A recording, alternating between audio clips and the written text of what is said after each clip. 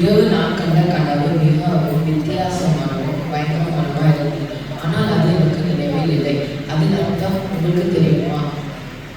ஞானியாகிய ஜோதிடர் மந்திரவாதிகளை நீங்கள் யாரும் எனக்கு சொல்ல முடியவில்லையே. நீங்கள் யாருக்கும் சொல்ல முடியவிட்டால் உங்கள் அறிவியை வானத்திலிருந்து வந்தது போல தெரிகிறது. ஆனால் யாரிடத்திலிருந்து ஏன் எனக்கு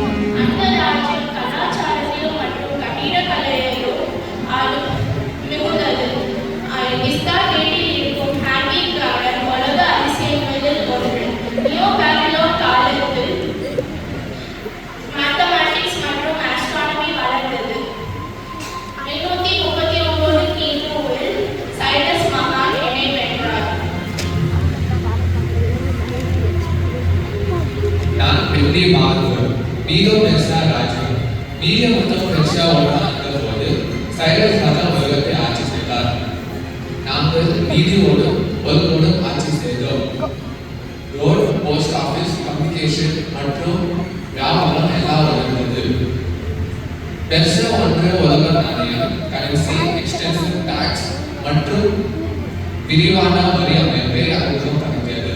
ஆனால் 331 BCயில் அலெக்சாண்டர் மகான் என்னவென்றார்,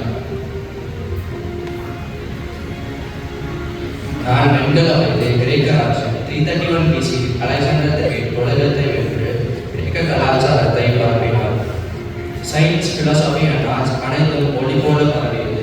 ஆனால் 168 BCயில் அவன் மரணத்திற்கு பின் கலாச்சாரம் ராஜ்யம் செலுத்தியது. இரும்பு கால்கள் 167 BC-லிருந்து AD 476 வரையில் Rome empire, Julius Caesar, Augustus Caesar இந்த காலம், western Roman empire art, architecture மற்றும் மெடிசனில் வளர்ந்தது. இந்த காலத்தில் ஜூலியஸ் சோலார் கேலண்டர் அறிமுகம் செய்யப்பட்டது.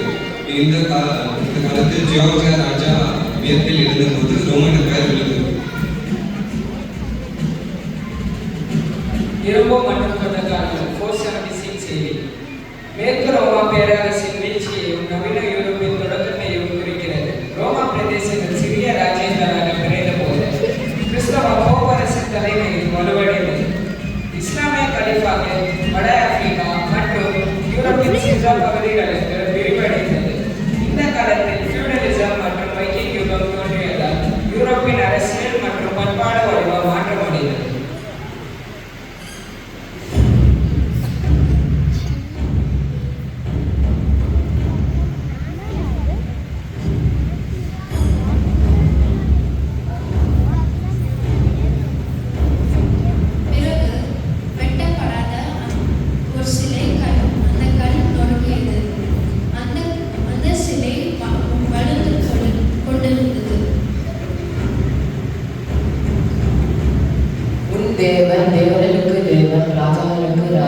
அவர் ராஜ்யம் நிலைத்திருக்கட்டும். மக்கள் சிதையும், இரும்பு அழியும், மண் கரையும். ஆண்டவருடைய ராஜ்யம் என்றென்றைக்கும் நிலைநிற்கும்.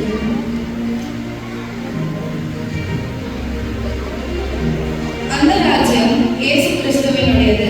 அவர் பாறை, அடிக்கல், ரட்சிப்பின் அரசன். ஒரு நாள் ஒவ்வொரு முழங்காலும் வணங்கும், ஒவ்வொரு நாவும் சொல்லும், இயேசு கிறிஸ்து ஆண்டவர்.